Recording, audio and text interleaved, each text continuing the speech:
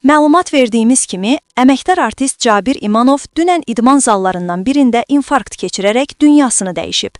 Turkistan.az, Axar.az-a istinadən məlumat verir ki, sənətkarın məşqçisi olduğu bildirilən şəxs onun ölümü ilə bağlı açıqlama verib. O deyib ki, Cabir İmanova ilkin tibbi yardım göstərməsinə baxmayaraq, onun həyatını xilas etmək mümkün olmayıb. Allah ona rəhmət eləsin, yaxınlarına səbr versin. Cabir müəllim həqiqətən də çox dəyərli, yaxşı bir insan idi.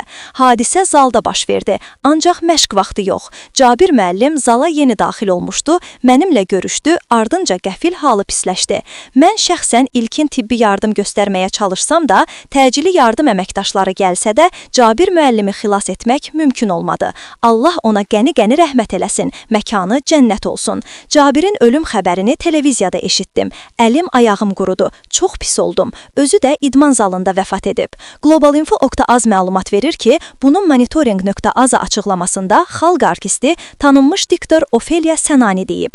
İnfarkt keçirib çoxdan, ancaq o gərək idman etməzdi, ona olmazdı. Mən də bir neçə dəfə infarkt keçirmişəm. Ağır vəziyyətdə idim. Düzələndən sonra yenə də işimə gedib gəlmişəm. Lakin görürəm ki, artıq ürəyimin gücü çatmır. Mən ki, uşaqlar üçün verilişləri ürəklə oxuyurdum. Studiyadan çıxandan sonra hiss edirdim ki, qüvvəm gedir. Hiss edirdim ki, ayağım arxamca gəlmir. Köhnə diktorlardan bir mən fəaliyyətdə idim. Mən də daha işləməyəcəm, deyə diktor bildirib.